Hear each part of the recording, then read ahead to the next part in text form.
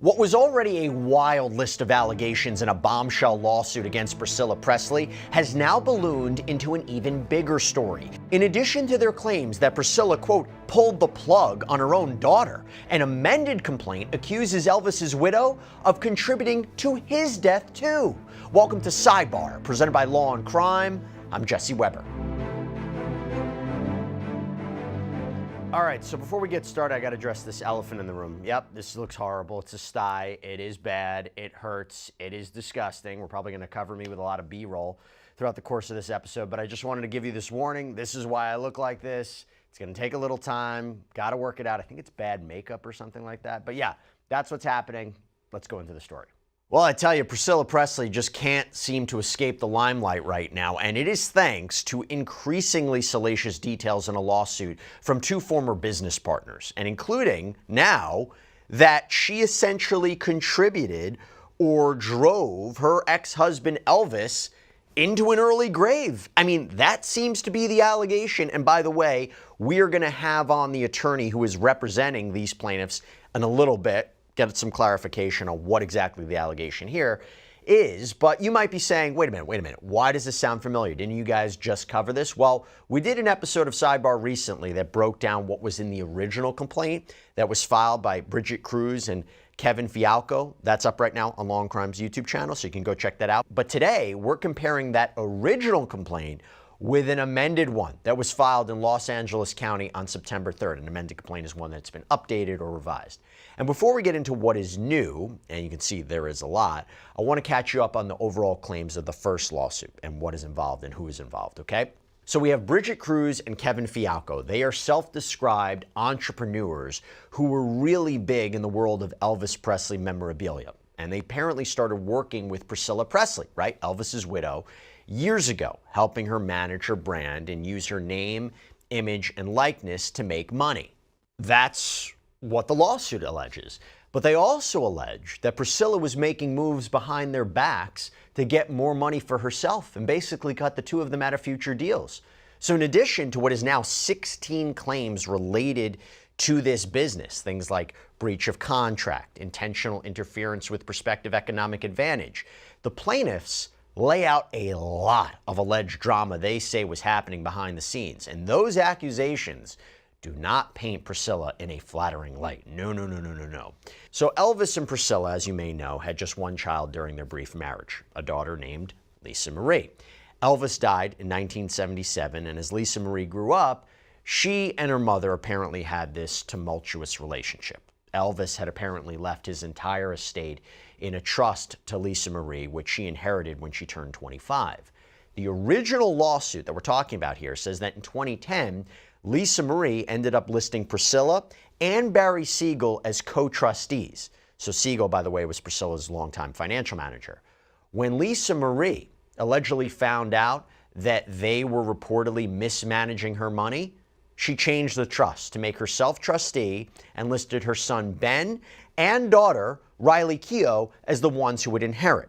Then we go to June of 2022. So Lisa Marie, Priscilla, and Riley, who's a famous actress, by the way, signed their handprints outside of the Chinese theater in Los Angeles as the Baz Luhrmann film Elvis, starring Austin Butler, made its premiere.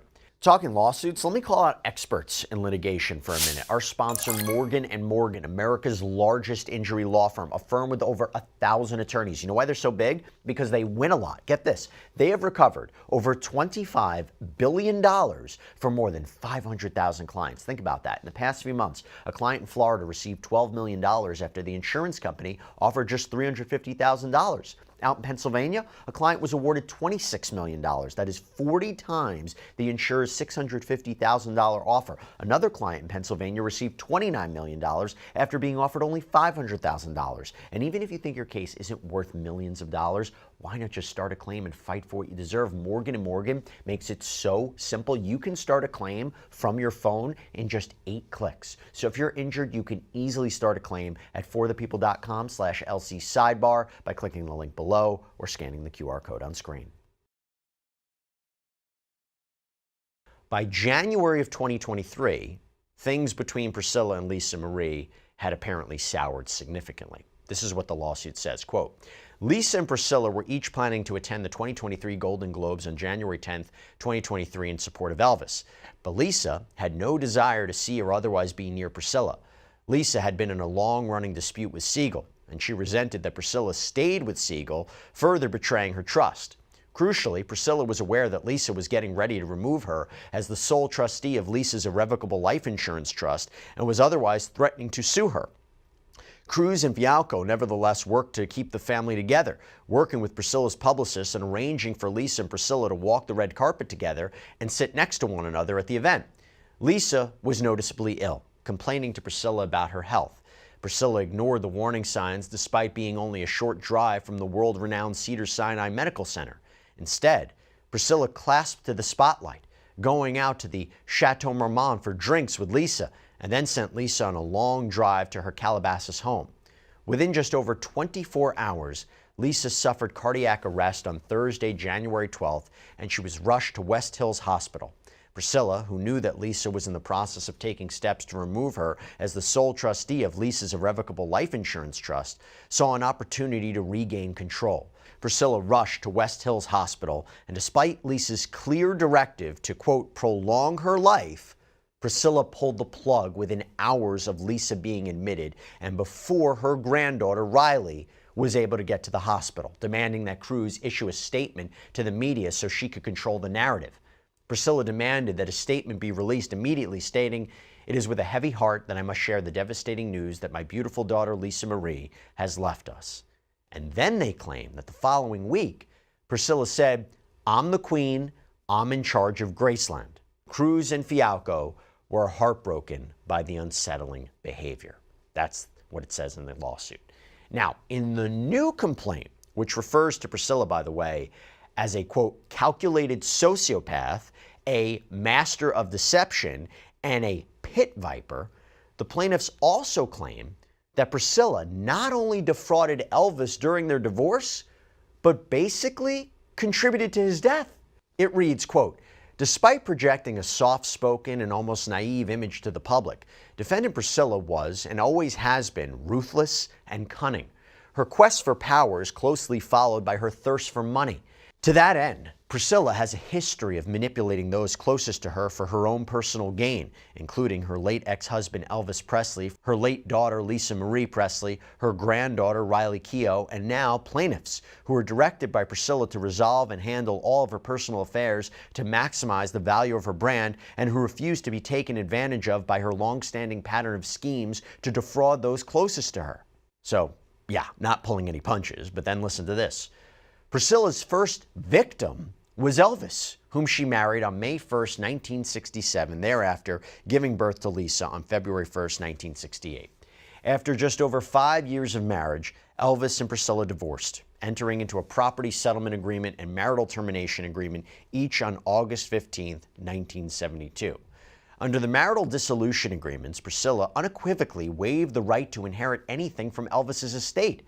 And then in bold, Priscilla knew she was entitled to inherit nothing from Elvis. So this lawsuit, this complaint, even includes an exhibit that appears to feature some of that legal paperwork from the legal battles in the 1970s, showing a section entitled Waiver of Right to Inherit. And this exhibit appears to be a section from a legal agreement, and it says, "Each party waives any and all rights to inherit the estate of the other at his or her death." Okay. So let's look at how the assets were broken down according to this lawsuit. It reads, under the marital dissolution agreements, Priscilla was to be paid $100,000, so equivalent to about $772,842.11 presently, broken down into two separate payments of $50,000 each. She also received a 1971 Mercedes-Benz, a 1969 Cadillac Eldorado, and a 1971 Harley-Davidson. Elvis agreed to pay $500 per month in child support, equivalent to about $3,864.21 presently, until Lisa reached 18 years of age, and agreed to pay $1,000 per month in spousal support for 5 years, equivalent to about $7,728.42 per month presently. Elvis also agreed to pay for Lisa's medical insurance and education, and agreed to secure a life insurance policy for Lisa's benefit. So it sounds like a pretty good deal, right? The lawsuit claims Priscilla wasn't very happy. Quote, out of pure greed, Priscilla claimed that what she received was, quote, not enough for her to live on, and that she attempted to set aside the default entered against her, seeking to effectively unwind the marital dissolution agreements, feigning ignorance. Priscilla claimed that Elvis defrauded her, asserting that Elvis promised to always take care of her. Elvis opposed Priscilla's claims, arguing that Priscilla previously urged him, I do not want to take you, I want only to know that I can live comfortably. So the former couple went back to the negotiating table where the lawsuit claims that Elvis was, quote, forced into entering a modified settlement and marital termination agreement on October 4th, 1973. And from there, the payouts grew considerably. Quote, Elvis was forced to pay Priscilla $725,000 within 10 days of court approval, equal to about $5,274,995.50 presently. And let me just pause there because, wow, okay. An additional $720,000, that's equal to about $5,238,616.22 presently, and this is broken down into installments of $6,000 per month. Elvis was also forced to pay Priscilla 50% of the proceeds of the sale of his residence at 144 Montevale Drive in Los Angeles, California, and up to 1 year of spousal support in the amount of $4,200 per month, equal to about $30,558.59 per month presently. And then again in bolded letters, Priscilla's thirst for power and money was insatiable. So that's a pretty big 180 there, right? Now, the complaint claims that Priscilla didn't stop. The court paperwork continues, quote, despite enriching herself and extorting millions of dollars from Elvis, she then placed a lien on Graceland on or around April 29, 1977, in the amount of $494,024.49, more than $2.2 million, adding pressure to Elvis less than 4 months before he died on August 16, 1977, from a heart attack and drug complications. Here's the key quote. Priscilla exerted undue pressure on Elvis, pushing him to his death. Wow. And this is how it may lead back to the claims of Cruz and Fialco, because I want to bring it back to the plaintiffs. It is related seemingly to Priscilla's name and likeness in trying to grow her brand, because according to them, it turns out that she isn't even supposed to be using the name Presley at all. According to the amended complaint, quote, since Priscilla divorced Elvis, she was entitled to nothing, as she was not mentioned in will, and in fact, pursuant to her divorce agreement, she was supposed to stop using the surname Presley. After Elvis died in 1977, however, Priscilla continued to use the Presley name as she needed to exploit the name for her own financial gain despite Elvis's wishes otherwise. So as far as the business side of things goes, Cruz and Fialco are suing under more than a dozen causes of action, including, for example, fraud in the inducement. So it basically means that Presley told Cruz and Fialco that she owned the rights to use her name and image, but actually she had already sold those rights to someone else, didn't say so. Her representations or alleged misrepresentations were made to get them to invest money, help her financially because they believed her. They spent a lot of money helping her grow her brand. That's the allegation. And if they had known the truth, the argument would be they wouldn't have done that. Now they're saying that Presley's fraud cost them over $50 million and they want to be compensated, including extra punishment money because they think she did it on purpose. There's also a count of conversion, where Presley allegedly had access to a company bank account but took money out without permission, closed the account, messed up the company's operations. Even though she was a member, she wasn't allowed to do that under the rules, and the company wants that money back, damages for what they lost. There's also a breach of disclosure agreement. The claim there is that Presley allegedly agreed to immediately tell the plaintiffs in writing about any offers she received about her name, image, and likeness and get the okay before signing contracts. Presley allegedly didn't disclose certain deals like NBC's Christmas of Graceland and sign contracts without approval. Okay, so to talk about this, I have a special guest. I'm joined right now by entertainment attorney Jordan Matthews, who is representing the plaintiffs that are suing Priscilla Presley in this lawsuit. Jordan, thank you so much for taking the time to come here on Sidebar. Really appreciate it. Of course. Thank you very much for having me, Jesse. Why have they decided to file this lawsuit now? So just to be clear, with respect to our role, we were recently engaged as California counsel, and we recently substituted into this case. And as you can imagine, there was an extensive amount of documentation that had to be reviewed. Specifically, in early August, after we were engaged, we came across some documentation that indicated that there was a statute of limitations that we had to be mindful of, and we probably would have been fine, but we wanted to make sure that we got something on file. So we got something on file, but we also realized that there was a more robust complaint that really needed to be on record, which is why we amended the complaint recently to make sure that we had a very robust record on file with court. And just to be clear about that, you're saying there were a lot of allegations in that first complaint. What you're saying is you looked at potential proof to back up those claims, and one of the reasons you filed this amended complaint was to show that? Yes, absolutely. Correct. So what are some of the ways, because I was going to ask you, I mean, what is this, two parts of this. What is the changes in this amended complaint?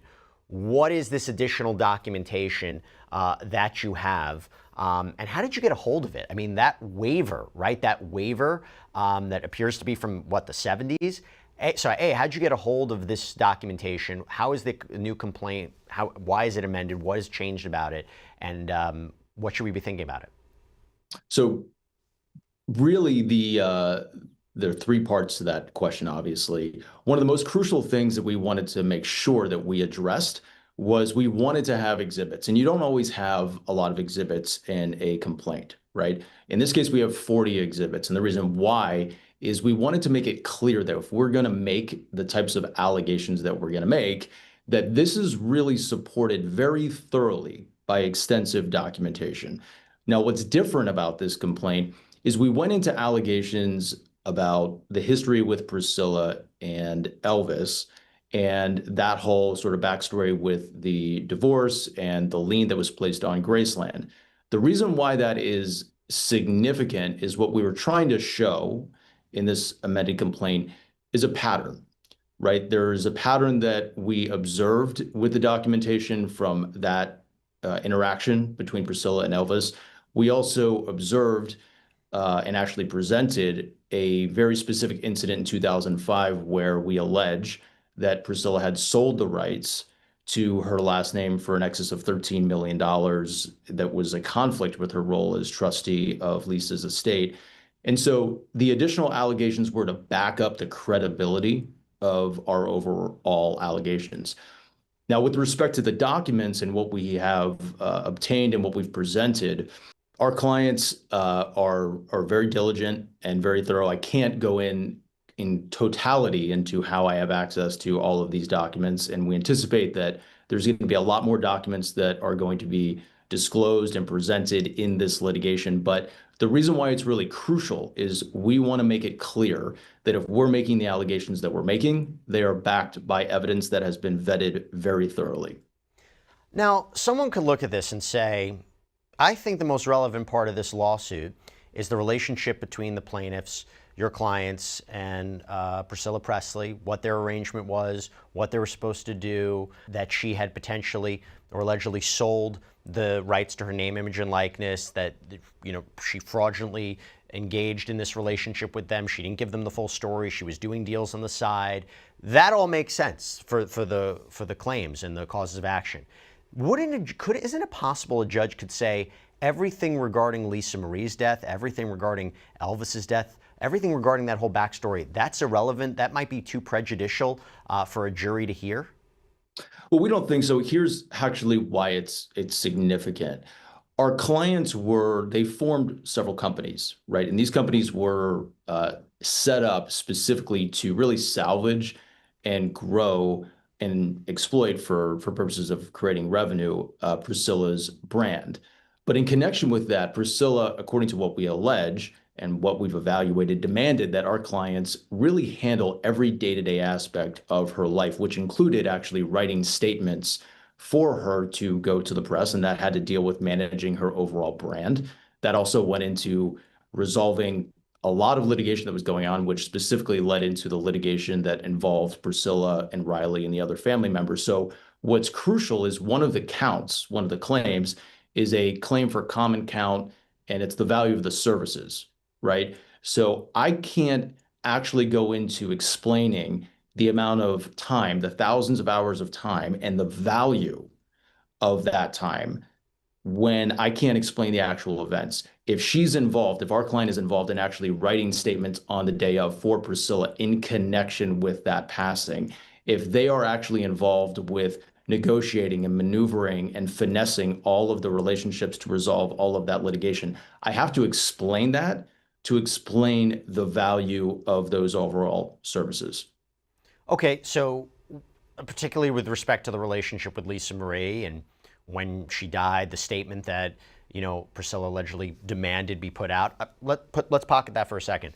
How is it relevant regarding Elvis and his death and their divorce and their financial arrangements? I just want to clarify it. Absolutely. Very good question. So again, what it goes down to is one of the claims, also aside from the common count, is a claim for fraudulent inducement. And so as you know, that is about material information, right? So if there's material information that is not disclosed before entering into a contract, into an arrangement, that's relevant to a fraud claim. So we can look at two issues, right? We look at the fact that our clients were investing into the brand, into the name, image, and likeness. If it had been disclosed that she had sold those rights back in 2005, our clients never would have made that investment. But also, it's about who you're getting into business with. There's a lot of litigation that we allege was actually occurring here, which dates back to the relationship between Priscilla and Elvis and around the marital arrangement and renegotiating that and putting the lien on the property. If our clients had been made aware of those types of dealings, it would have made them pause significantly, and they would not have proceeded and actually invested the time, resources, and money into this relationship. So it's about disclosure of material information. And getting a little, not too in the weeds, but it's not just, the allegation is not just, hey, we got into business with somebody who had a parking ticket, years ago, or hey, we got into a business with somebody who was accused of, child abuse years ago or was arrested. You're saying the relationship between Priscilla and Elvis is so important and so material, particularly when we're talking about the Presley name, that is why it's relevant to this particular agreement between Priscilla and your clients, right? Am I understanding that correctly? Essentially, yes. It's Okay. the relationship, but it's specifically the way that the divorce proceeding and the renegotiation and the lien. And then if you take that, right, it's not an isolated incident. It's looking at that. It's looking at how we allege Priscilla became a co-trustee of the Promenade Trust when Vernon passed away, after Elvis passed away. So Elvis passed, then his father Vernon passed, and we allege that she used that as leverage to become trustee of the Promenade Trust. So it's how she maneuvered that. Gotcha. And all of that it's an overall pattern that we've seen that, again, it adds credibility to our allegations. If we just make an allegation of an isolated incident, that's one thing. But if we show that this is something that's happened more than once, more than twice, it's crucial to understanding the relevance and the credibility of our allegations. To be clear, are your clients alleging that Priscilla caused or is responsible for Elvis's death? With respect to that allegation, what I want to be clear about is a distinction, right? There's a nuance. There does not need to be, or rather, something doesn't need to be the sole cause to be a cause. Okay. And what we looked at is, again, if we're making an allegation, I want to be very careful. We're not going to make an allegation unless we have some documentation that it supports this. And so what we were simply looking at is the fact that if you looked at the renegotiation of the marital settlement, the millions of dollars that we have put records in the amended complaint that support that.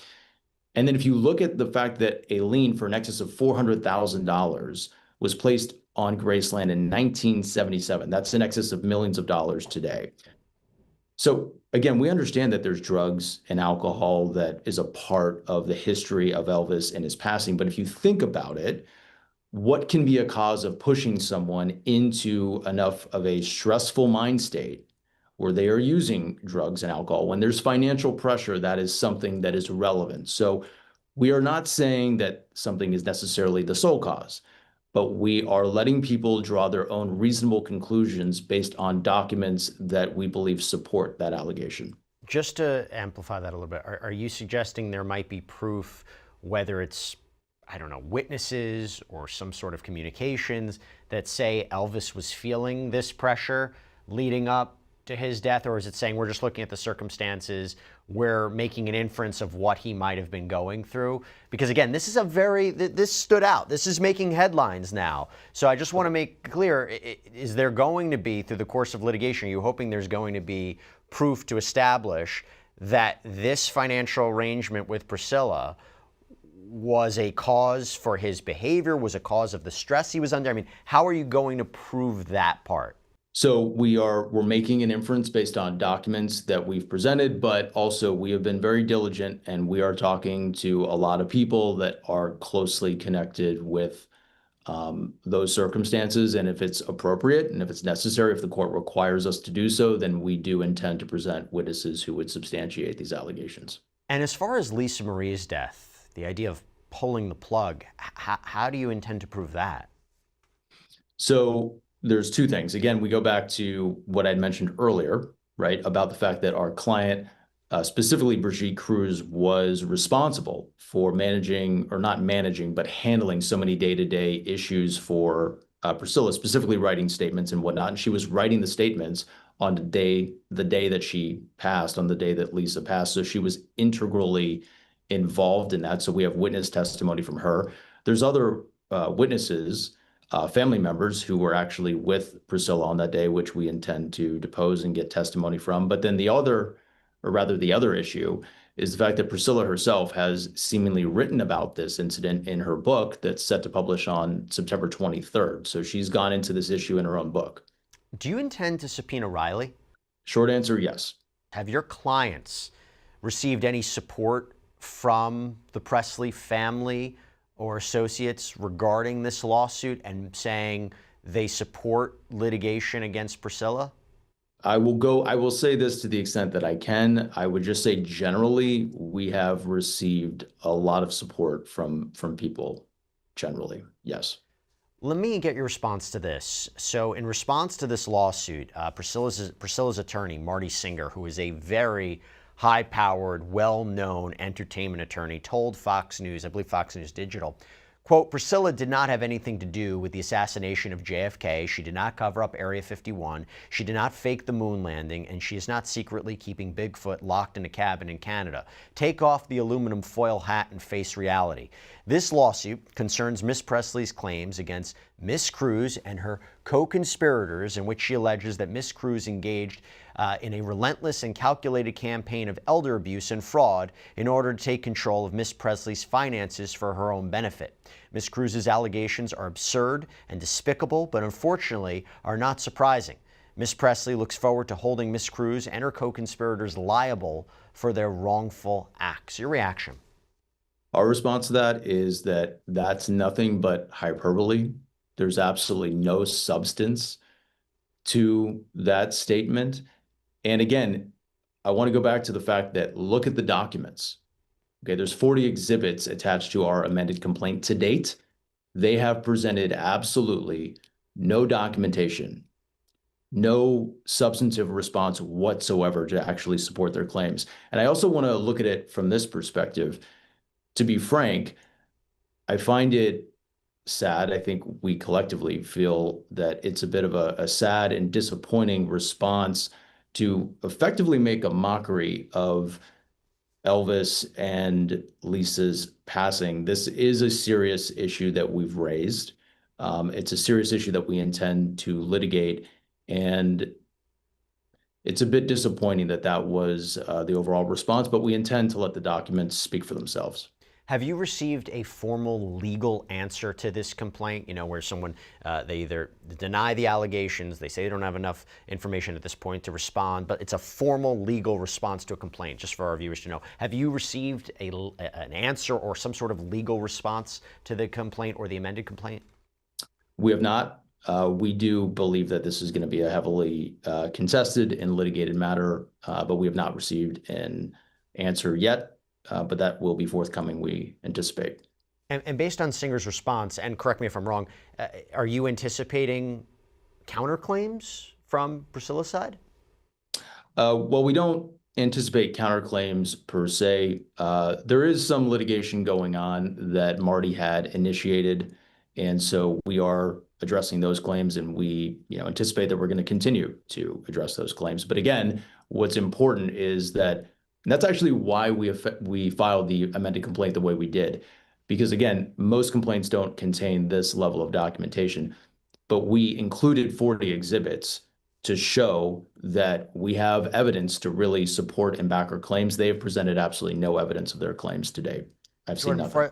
Before I let you go, I just want to go back to one thing that I'm still a little confused about.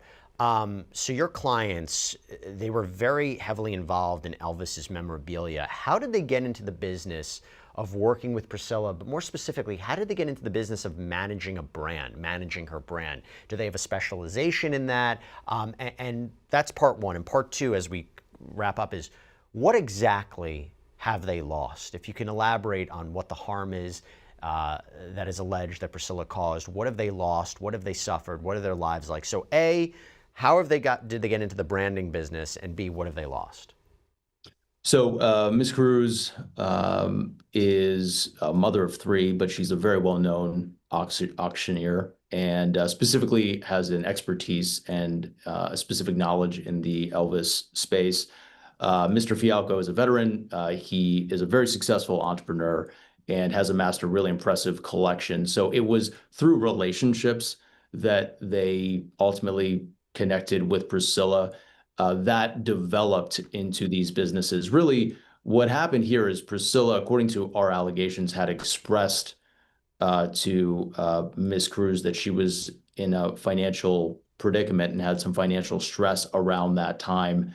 We had made some allegations in the complaint about an IRS debt that had to be dealt with. And so she came to our clients to see if they could effectively assist and presented our clients with an opportunity to effectively pay her a certain amount of money per month. When they evaluated it, they realized that there was a lot of work that needed to really salvage and grow this brand. They determined that the appropriate setup was to form these entities and form these companies.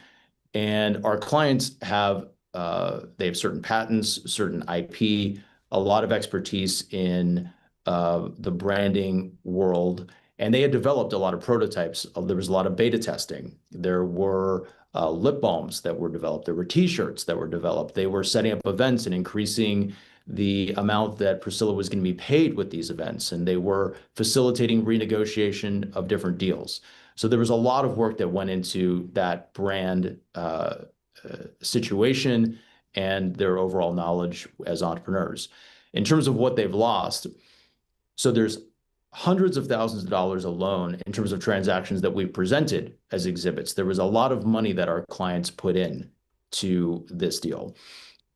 In addition to that, as I mentioned before, our clients basically put their businesses on hold in many respects while they were handling all of these issues for Priscilla. And so there's thousands of hours in terms of the value of their time that they've lost at this point. But the other issue is, again, we go back to the fact that if Priscilla was getting paid to do an event, right, that money would go into the company. If she's being paid to promote a book that she has coming out, these things are coming into the company. At this point, our allegation is that Priscilla has completely circumvented this arrangement that she entered into knowingly with lawyers, totally and completely involved in the situation. There were even video recordings of her entering into this transaction. And so our clients have been left out to dry, despite the fact of all the money that they put into this and all of the time and energy and resources that they've put into this. Jordan Matthews, thank you for clarifying it for us. Thank you for coming on. We'll continue to follow it. Appreciate you taking the time. Sounds great. Thanks, Jesse. Thanks for having me. All right, everybody, that's all we have for you right now here on Sidebar. Thank you so much for joining us. And as always, please subscribe on YouTube, Apple Podcasts, Spotify, wherever you should get your podcasts. You can follow me on Instagram or X. I'm Jesse Weber. I'll see you next time.